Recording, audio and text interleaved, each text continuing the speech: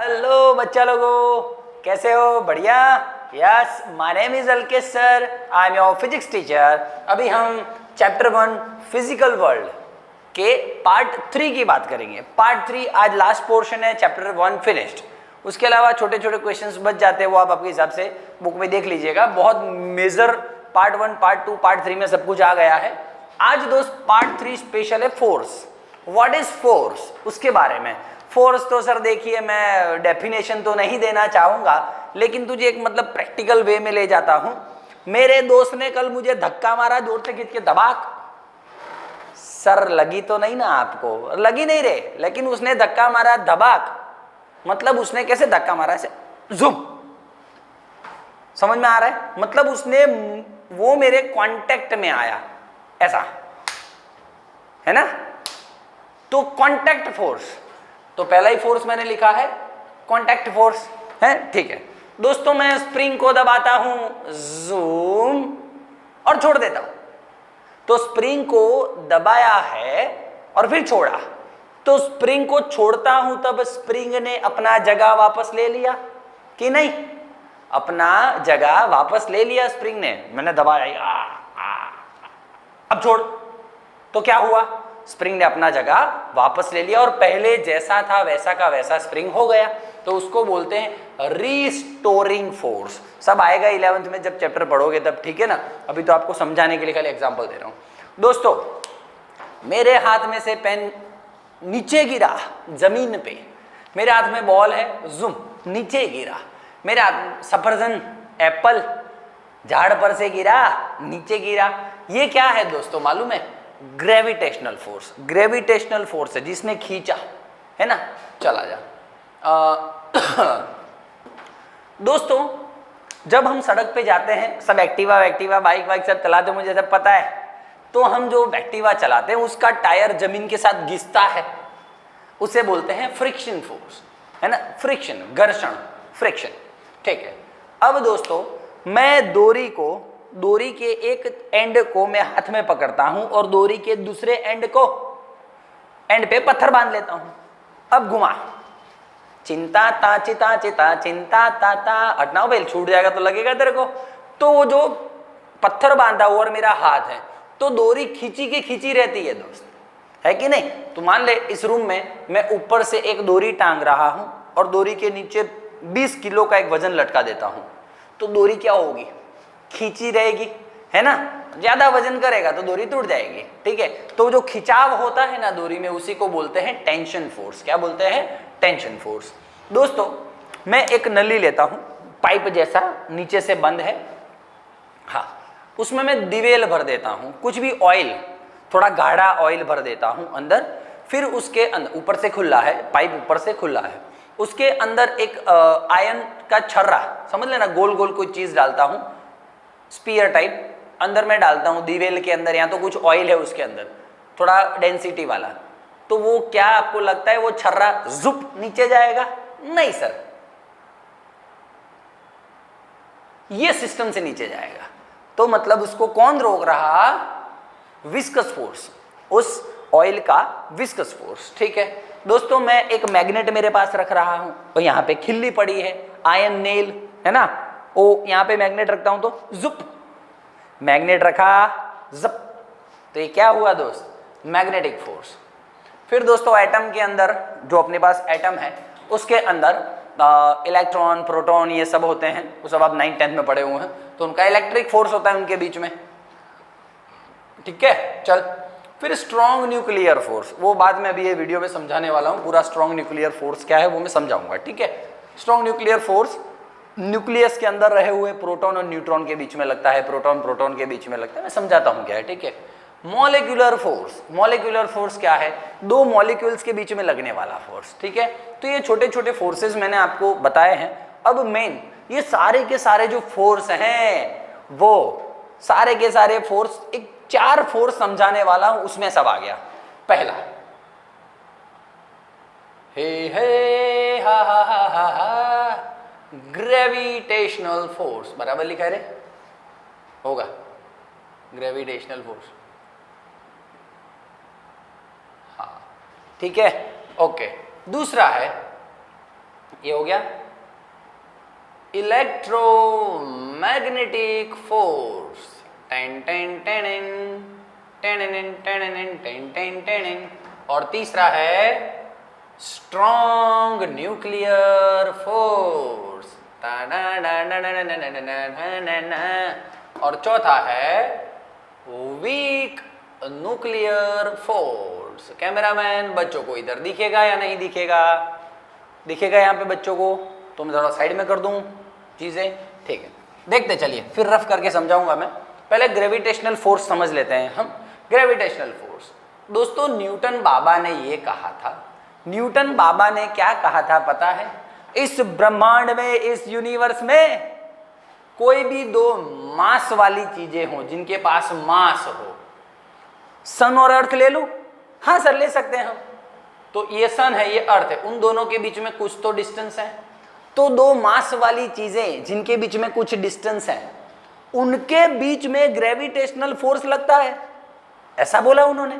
और वो gravitational force उन दोनों, जो भी प्लैनेट हो या कुछ भी हो, उन दोनों मासेस के प्रोडक्ट के डायरेक्टली प्रोपोर्शन में होता है, और उनके बीच का जो डिस्टेंस है उसके स्क्वायर के इनवर्सली प्रोपोर्शन में होता है। इनवर्सली प्रोपोर्शनल होना मतलब नीचे, ठीक है, ओके डन।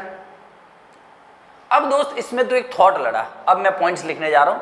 एग्जाम में पूछते हैं 2 मार्क्स में, what is gravitational force, explain it, right a short note on the gravitational force. तो लिख लेना 2 मार्क्स में, ठीक है। चला जा, मान ले इसमें से किसी एक का मास 0 ले लेता हूं, एक के पास मास नहीं है, कोई भी एक 0 ले लूं, m1 0 ले लूं या m2 0 ले लूं, तो ये 0 रखूं दोस्तों, f क्या आएगा? 0 आएगा या नहीं आएगा? मतलब कि साला मास हटा, फोर्स गया। मतलब मैं बोल सकता हूं दोस्त, ये जो ग्रेविटेशनल फोर्स है, इट डिपेंड्स ऑन मास। ये मास पे डिपेंड करता है, हाँ या ना? ठीक है सर, मास पे डिपेंड करता है। हाँ ऑब्वियसली डिस्टेंस पे भी डिपेंड करता है, डिस्टेंस है फॉर्मूला में, तो उस पे भी डिपेंड करता है, कोई बात नहीं। चल, depends on the mass. It is attractive force, ये एक प्रकार का एक टाइप का एट्रैक्टिव फोर्स है, अट्रैक्शन फोर्स है। Okay, no issue. बोल समझ में आ रहा है बच्चा लोग के नहीं? पक्की बात। चल दोस्तों, मैं सन और अर्थ की बात कर रहा हूं, कितना लॉन्ग डिस्टेंस है, बहुत लॉन्ग रेंज है दोस्त, उनके बीच में भी ग्रेविटेशनल फोर्स लग रहा, मतलब कि it is long range force. ये क्या है? एक लॉन्ग रेंज फोर्स है, लंबे डिस्टेंस के लिए भी लग सकता है, ठीक है। देखिए, बहुत लंबे डिस्टेंस पे लग रहा है ना, इसलिए दोस्त क्या है इस फॉर्मूला में देख, F is proportional to m1 m2 upon r square. Cameraman बच्चों को दिख रहा है क्लियरली? बच्चा लोग दिख रहा है? हाथ ऊपर करो तो। आ बेटा, हाँ मेरे को थोड़ी दिख रहा है तो हाथ ऊपर कर रहा है यार, घर पे बैठे बैठे। चला जा। अब देख, ये नीचे है r, डिस्टेंस नीचे है, ये ज्यादा होगा, बहुत ज्यादा होगा, तो फोर्स ऊपर है, तो फोर्स कम हो जाएगा, इनवर्सली प्रोपोर्शनल है ना? तो देख, ये ज्यादा तो ये कम, तो बहुत ज्यादा डिस्टेंस पे लग रहा है ये फोर्स। मैंने बोला सन और अर्थ, तो ज्यादा डिस्टेंस पे लगने के लग रहा है, इसलिए फोर्स कैसा हो जाता है? बहुत कम पड़ जाता है फोर्स, ठीक है। So that is why it is long range force, but it is weakest force in this universe. Weakest, weak में वीक फोर्स ये है, क्यों? बहुत लंबे डिस्टेंस के लिए लगता है भाई, जैसे जैसे डिस्टेंस बढ़ता जाता है फोर्स कम होता जाता है, ठीक है। चल ठीक, ओके।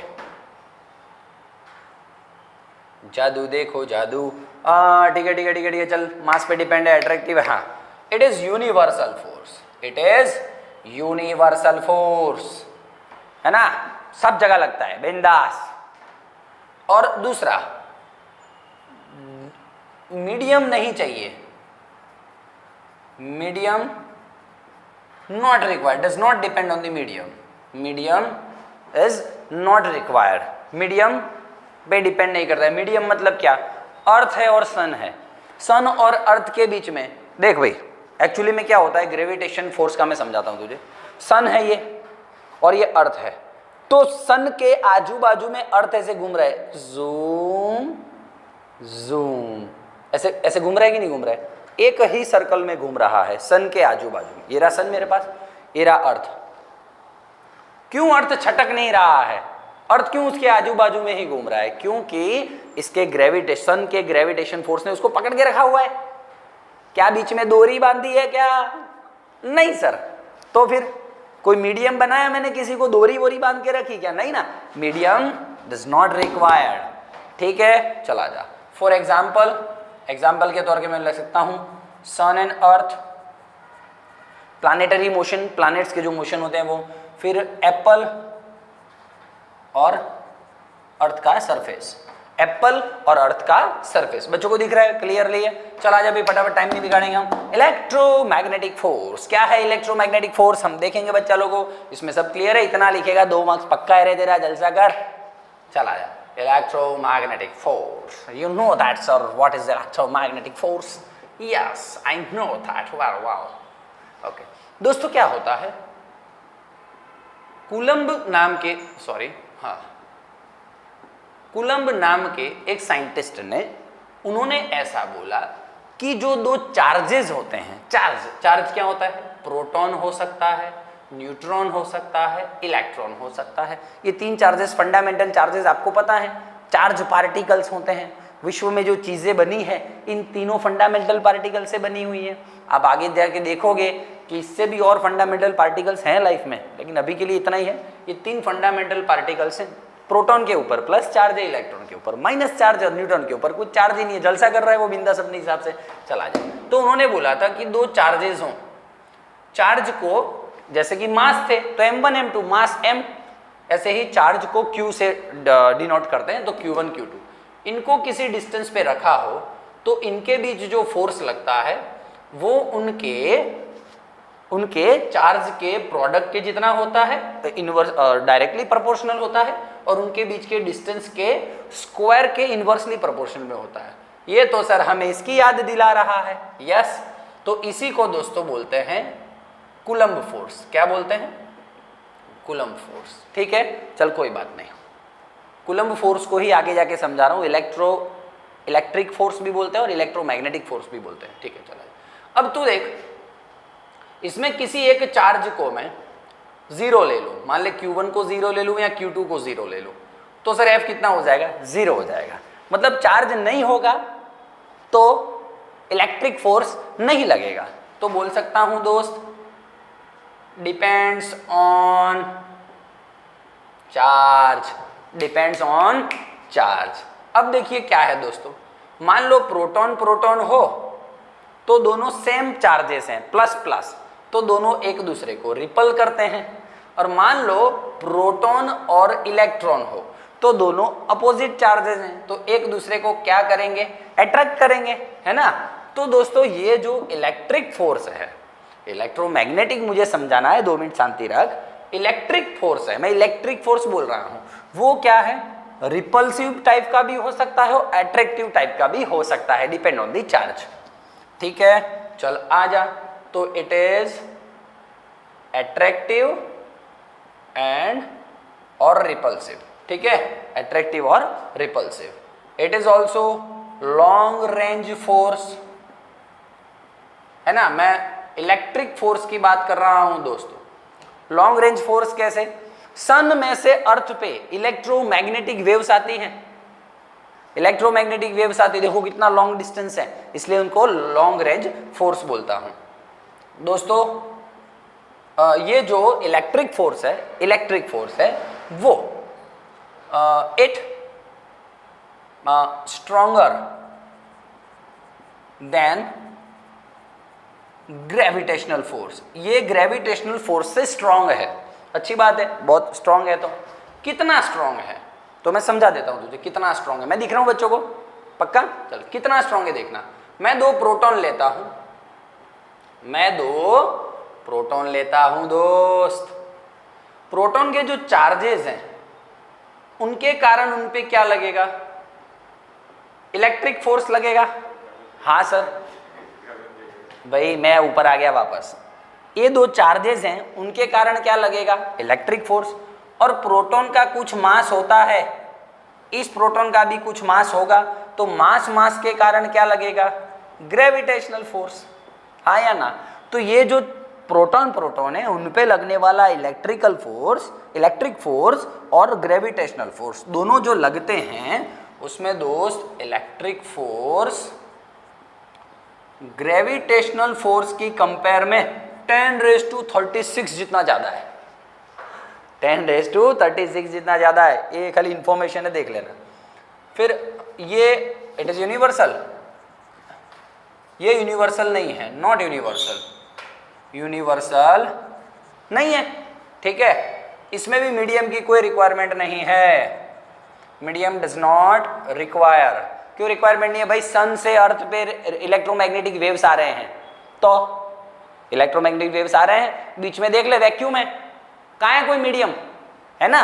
तो it does not required any medium. अब सर समझ में नहीं आया इलेक्ट्रोमैग्नेटिक फोर्स क्यों बोलते हैं? आप तो इलेक्ट्रिक फोर्स बोल रहे हो। इलेक्ट्रोमैग्नेटिक फोर्स इसलिए, तो समझना हो बात को। कोई मान लो चार्ज है प्रोटॉन, कुछ भी, प्रोटॉन इलेक्ट्रॉन, कोई भी चार्ज है।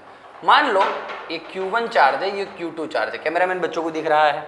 श्योरली दिख रहा है, अच्छा सा दिख रहा है बच्चा, तगड़ा दिख रहा है बच्चा, ओके। देख ये मान लो कि स्टेडी है, तो इन दोनों के बीच में कौन सा फोर्स लग रहा है मालूम है? Electric force. और मान लो दो चार्जेस हैं Q1 और Q2 मेरे पास।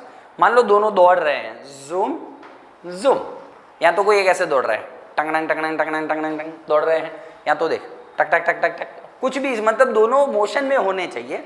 यदि दोनों मोशन में हैं तो दोस्त आपको पता है, प्रोटॉन हो इलेक्ट्रॉन हो कोई भी हो, चार्ज जब मोशन में होता है अपने आसपास मैग्नेटिक फील्ड क्रिएट करता है। ये आप सब 12वीं में समझोगे, तगड़ा समझोगे दोस्तों, ठीक है ना? मेरा ही चैप्टर है, चिंता नहीं करना। तो आप समझ रहे हो बात को?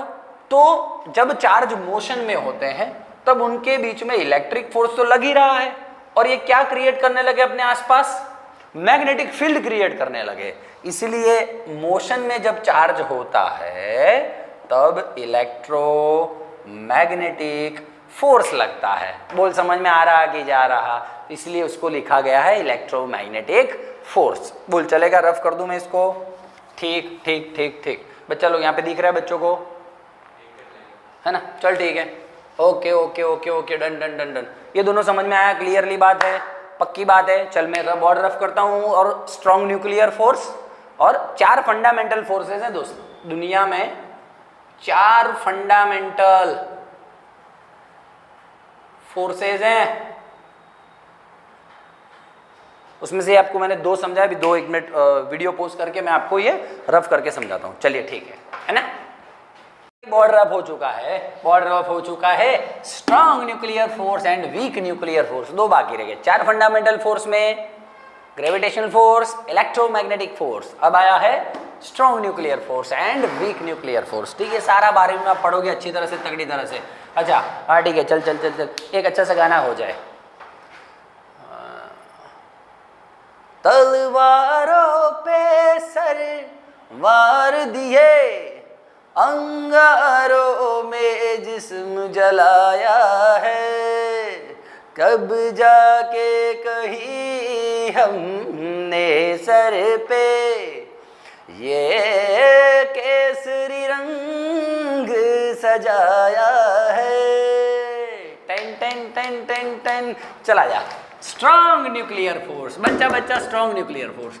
दोस्त तुझे याद है चौक का डस्ट पार्टिकल, छोटा छोटा पार्टिकल, उसके अंदर घुस रहा हूं मैं बिलोरी कांच लेके, चला जा। तो उसके अंदर क्या होता है सर? ऐसा कंस्ट्रक्शन, अंदर ऐसा कॉन्फ़िगरेशन होता है, ये सिस्टम है सर। एटम ऐसा होता है, छोटे से छोटा, है ना? चल ठीक, एटम के अंदर यहाँ पे जो होता है कौन घूमता है? इलेक्ट्रॉन। ओहो सर। और ये है न्यूक्लियस। न्यूक्लियस के अंदर कौन होता है? Proton and neutron. ठीक है, अब इस न्यूक्लियस की बात करने जा रहा हूं। थोड़ा सा हम बड़ा बनाएंगे न्यूक्लियस को। कौन है अंदर? बस प्रोटॉन प्रोटॉन लड़ रहे हैं अंदर, और न्यूट्रॉन न्यूट्रॉन है। आजा दोस्त, ये चार्जेस हैं उसके ऊपर, देखिए इसके ऊपर कुछ चार्ज नहीं है, प्रोटॉन के ऊपर प्लस चार्ज है। ध्यान से सुनिएगा। अब न्यूक्लियस के अंदर या तो प्रोटॉन प्रोटॉन पे फोर्स लगाएगा, या तो प्रोटॉन न्यूट्रॉन पे लगाएगा, या तो न्यूट्रॉन न्यूट्रॉन पे लगाएगा। इसके अलावा कोई हो कंडीशन तो मुझे बोल। नहीं है सर, ठीक है। अब दोस्त न्यूट्रॉन न्यूट्रॉन फोर्स लगा ही नहीं सक रहे, क्यों? इलेक्ट्रिकल फोर्स नहीं लगा पा रहे। क्यों नहीं लगा पा रहे? सर उन दोनों के ऊपर चार्ज नहीं है, और हमारा अभी बात हुआ था Q1 Q2 में से कोई भी एक जीरो हो तो फोर्स जीरो हो जाता है, तो ये तो फोर्स लगाएंगे नहीं एक दूसरे पे। यहाँ पे प्लस है प्रोटॉन के पास, न्यूट्रॉन के पास कुछ है ही नहीं, तो ये भी एक दूसरे पे फोर्स नहीं लगाएंगे। अब बचा कौन? प्रोटॉन और प्रोटॉन एक दूसरे पे फोर्स लगाने चाहिए, कंपलसरी लगाएंगे सर। प्रोटॉन एंड प्रोटॉन एक दूसरे पे फोर्स कंपलसरी लगाएंगे, ठीक है। पर सर आप देखो तो सही, क्या यार, दोनों पॉजिटिव, दोनों प्लस प्लस, मतलब कि दोनों एक्चुअली में एक दूसरे को क्या करने चाहिए? रिपल करने चाहिए। यस यस, बोल बोल, क्या करने चाहिए? रिपल बोलने का साथ में यार तो मजा आता है। क्या करने चाहिए? रिपल करने चाहिए। वेरी नाइस बच्चा लोगों, ठीक है। चल ओ तेरी सर, दोनों एक दूसरे को रिपल करने चाहिए, तो रिपल करें। मान लीजिए प्रोटॉन अंदर प्रोटॉन अंदर है, रिपल करे तो क्या सीन होना चाहिए मालूम है? ये प्रोटॉन यहां से निकलने का ट्राई करेगा, ये प्रोटॉन यहां से निकलने का ट्राई करेगा, हाँ या ना? डन है कि नहीं है? तो ये सीन न्यूक्लियस कैसा हो जाएगा मालूम है? न्यूक्लियस को चीर के बाहर नहीं जाएगा, न्यूक्लियस ऐसा हो जाएगा, जो यहां प्रोटॉन निकलने का ट्राई कर रहा है, ये न्यूक्लियस ऐसा हो जाएगा सर। प्रोटॉन यहां से भागने का ट्राई कर रहा है बाहर, क्यों भागेगा? आप देख रहे हो न्यूक्लियस जो गोल गोल अब दिख रहा था, अब ऐसा हो गया है, क्योंकि प्रोटॉन बाहर भागने का ट्राई कर रहा है और न्यूक्लियस को धक्का मारता है, छप आगे बढ़ आगे बढ़ आगे बढ़, ऐसा लेके बाहर जाता है दोस्त। तो तू समझ रहा है? तो यदि प्रोटॉन प्रोटॉन बाहर दौड़ना स्टार्ट कर दिया रिपल्सिव फोर्स के कारण, तो न्यूक्लियस की हालत क्या हो जाएगी? अब न्यूक्लियस ऐसा हो रहा है, ये न्यूक्लियस धक्का मार के ऐसा हो गया, ऐसा हो गया, तो ऑर्बिट्स का क्या होगा? ये आजू बाजू जो ऑर्बिट्स बने उनका क्या होगा? सर वो भी आगे ऐसा होना स्टार्ट हो जाएगी। मतलब एटम बनना पॉसिबल नहीं होगा, एटम बनना पॉसिबल नहीं होगा यदि न्यूक्लियस थोड़ा भी हिला तो। समझ रहा है कि नहीं समझ रहा है? तो सर करे क्या? ये प्रोटॉन प्रोटॉन तो सारा रिपल कर रहे हैं एक दूसरे को और बाहर भागने का ट्राई कर रहे हैं, मतलब ट्राई करने ही चाहिए, उनका क्वालिटी, मतलब उनका क्या है, एक क्वालिटी है ऐसा, ठीक है ना, प्रॉपर्टी है उनका कि वो बाहर भागने ही पड़ेंगे क्योंकि रिपल्स हो रहे हैं। प्रॉब्लम ये है वो रिपल्स नहीं हो पा रहे हैं, क्यों? तभी तो न्यूक्लियस गोल टिका हुआ है मस्त मजे से, ठीक है, तभी वो आजू बाजू में ऑर्बिट बने हुए हैं मस्त मजे से। क्यों दोस्तों? क्योंकि ये जो प्रोटॉन प्रोटॉन अंदर हैं, ये न्यूक्लियस के अंदर जो प्रोटॉन हैं उनको रिपल कर रहे हैं, लेकिन क्यों नहीं हो पा रहे? क्योंकि वो एक मटेरियल से बने होते हैं, क्वार्क, वो 12वीं में सब आएगा अच्छी तरह से, क्वार्क के बने होते हैं। तो दोस्तों बस ये दोनों प्रोटॉन और प्रोटॉन बस उस एक फोर्स से पकड़े हुए होते हैं जिसको क्वार्क क्वार्क फोर्स भी बोलते हैं। ये भी क्वार्क का बना, ये भी क्वार्क का बना है, तो क्वार्क क्वार्क फोर्स बोलते हैं जिसने पकड़ के रखा है, और उसी को बोलते हैं दोस्तों स्ट्रॉन्ग न्यूक्लियर फोर्स। बोल समझ में आ रहा है कि नहीं आ रहा है? कैसे मैं लीटे लीटे कर रहा हूँ खाली, पक्की बात ना? चला जा। तो प्रोटॉन प्रोटॉन न्यूक्लियस के अंदर थोड़ा सा अब बना देता हूँ डिजाइन, प्रोटॉन न्यूट्रॉन, और ये आजू बाजू में कौन होगा? इलेक्ट्रॉन, ठीक है। तो चलिए, तो न्यूक्लियस के अंदर स्ट्रॉन्ग न्यूक्लियस, चल ठीक है दोस्त, ओके। और दोस्त क्या होता है? प्रोटॉन हो प्रोटॉन हो प्रोटॉन हो न्यूट्रॉन हो, ठीक है, ये तो दोनों लगते ही नहीं एक दूसरे पे फोर्स, ठीक है, फिर भी वो दोनों, ये भी क्वार्क का बना हुआ है, न्यूट्रॉन भी क्वार्क का बना हुआ है, प्रोटॉन तो क्वार्क का बना हुआ है, ये भी क्वार्क का बना हुआ है, मतलब सारे के सारे क्वार्क क्वार्क फोर्स जिससे बने हुए हैं उनसे पकड़े हुए हैं, उसी को बोलते हैं स्ट्रॉन्ग न्यूक्लियर फोर्स। इसलिए न्यूट्रॉन और प्रोटॉन कभी भी न्यूक्लियस के बाहर नहीं निकलते हैं दोस्तों, है ना, और निकलेंगे भी तो मतलब वो 12वीं में आएगा आपको कैसे निकलते हैं, ठीक है। चला जा। तो दोस्तों न्यूक्लियस के अंदर लगता है ये फोर्स, क्या लगता है? न्यूक्लियस के अंदर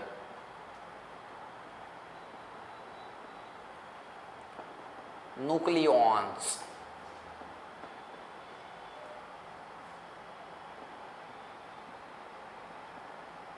न्यूक्लियॉन्स क्यों लिखा मालूम है? जो न्यूक्लियस के अंदर है ना उनको न्यूक्लियॉन्स बोलते हैं। तो प्रोटॉन और न्यूट्रॉन पे लग रहा है, ठीक है, इलेक्ट्रॉन पर नहीं लगता।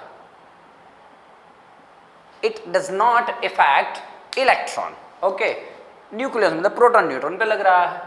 सर न्यूक्लियस के अंदर लग रहा, न्यूक्लियस के अंदर लग रहा, उसका रेंज कितना है? 10⁻15 है यार, मतलब कि it is short range force. ठीक है, इसका रेंज कितना है? शॉर्ट रेंज फोर्स है, तो रेंज कितना है? 10⁻15 मीटर।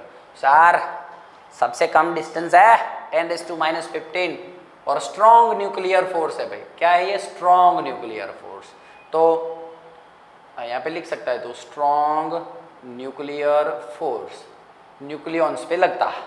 तो ये strongest force in this universe है, ये strongest force in this universe है। ठीक है, समझ में आ रहा कि जा रहा है बेटा मोहन? समझ में आ रहा है, ठीक है। चल, स्ट्रॉन्गेस्ट, लेकिन इलेक्ट्रोमैग्नेटिक फोर्स की कंपेयर में जो स्ट्रॉन्ग न्यूक्लियर फोर्स है वो 100 गुना है इलेक्ट्रोमैग्नेटिक फोर्स से। कितना? 100 टाइम्स इलेक्ट्रोमैग्नेटिक फोर्स से 100 टाइम। ठीक है, इतना है। ओके चल ठीक है, सब आ गया, रेंज आ गया, ये आ गया, वो आ गया। हाँ, अब लिख सकता है it is responsible for steadiness of the nucleus. Nucleus को होल्ड करके रखता है ना?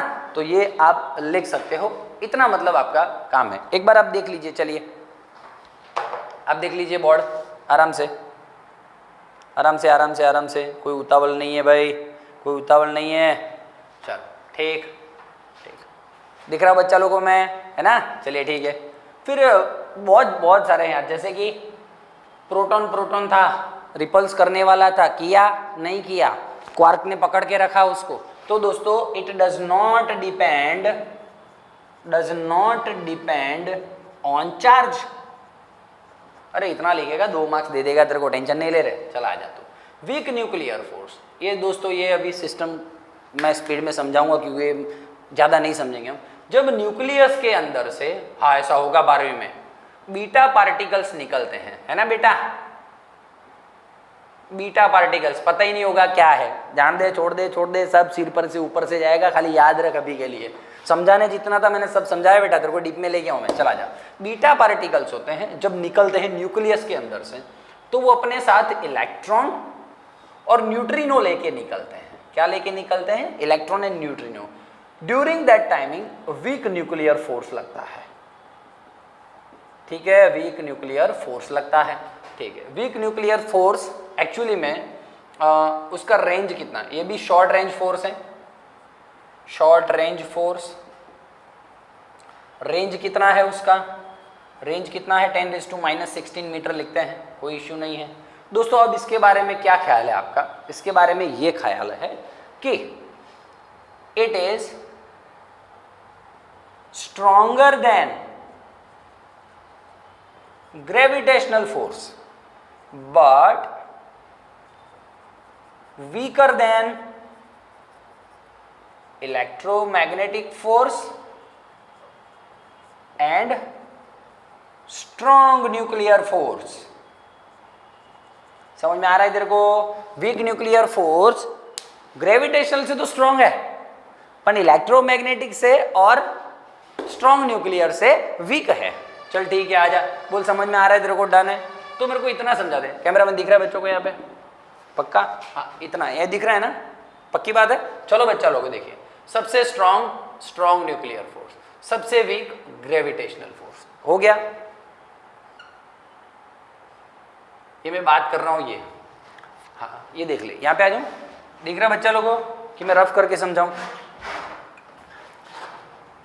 कद था उनका छोटा सा, यहाँ पे लिख रहे, चल जान दे यार, चला जा। स्ट्रॉन्ग न्यूक्लियर फोर्स, सबसे स्ट्रॉन्ग, सबसे बड़ा, चारों में से सबसे बड़ा। और सबसे छोटा कौन? सबसे वीक कौन? Gravitational force. लिख दिया मैंने। अब ये 2 माथाकूट है, बीच में कौन आएगा? सर इलेक्ट्रोमैग्नेटिक फोर्स देखिए यहाँ पे देखिए वीक न्यूक्लियर फोर्स, चल सॉरी, ये क्या है, इलेक्ट्रोमैग्नेटिक फोर्स से क्या है, वीक है, तो इलेक्ट्रोमैग्नेटिक फोर्स कहाँ आएगा, यहाँ पे आएगा, और वीक न्यूक्लियर फोर्स कहाँ पे आएगा, यहाँ पे आएगा। देख सब हो गया बात, स्ट्रॉन्ग सबसे स्ट्रॉन्ग, ग्रेविटेशनल सबसे वीक, ठीक है। वीकर फोर्स है, अरे वीक न्यूक्लियर फोर्स है, वो इलेक्ट्रोमैग्नेटिक से वीक है, मतलब यहीं पे आएगा, ठीक है कि नहीं, चला जाए, ठीक है। अब दोस्तों इसका एक मस्त लेवल है, मान लो स्ट्रॉन्ग न्यूक्लियर फोर्स 1 होता है तो ये कितना हो जाएगा मालूम है, 10⁻², ये कितना हो जाएगा मालूम, 10⁻13, ये कितना हो जाएगा 10⁻38। मतलब स्ट्रॉन्ग न्यूक्लियर फोर्स से ये 10⁻² पार्ट का है, 10⁻² मतलब 1/100, 100th पार्ट का है, ठीक है। ये कितना कम है, ओह सर, एक के पीछे 13 0, उतना पार्ट का है ये। और ओ सर स्ट्रॉन्ग न्यूक्लियर फोर्स यदि 1 न्यूटन होता है, मान ले 1, तो ये कितना होता है, 1 के अपॉन में 100038 टाइम लिख दे, उतना कम होता है ये दोस्त। ये कंपैरिजन बताइए, आपको एग्जाम में पूछ सकते हैं, ठीक है। चल ठीक, बोल कोई प्रॉब्लम है क्या, डन है, बोल कोई इश्यू हो तो बोल मुझे। चारों चार फोर्सेज हैं और इसके अलावा छोटी छोटी बातें हैं, तो एक बार बुक में देख लेगा, तुझे समझ में आए कि नहीं आए तो कमेंट बॉक्स में डाल, मैं तुझे समझाऊंगा, ठीक है। चल तूने मुझे आज इतना सहन किया, 26 27 28 मिनट जो भी हो उसके लिए thank you very much. Chapter 1 finish, अब नया चैप्टर नंबर 3 लेके आऊंगा मैं आपके सामने, motion in a straight line. तब तक के लिए एंजॉय योरसेल्फ। चाहिए तो मैं इसका PDF आपको भेज दूंगा, ठीक है। कमेंट बॉक्स में डालना, PDF चाहिए तो मैं PDF भी भेज दूंगा, अच्छा सा लिख के, मेरा राइटिंग अच्छा हो दोस्त, हाँ तो ऐसे समझ नहीं सकता मेरे को। चल ठीक है, thank you very much, bye bye, take care.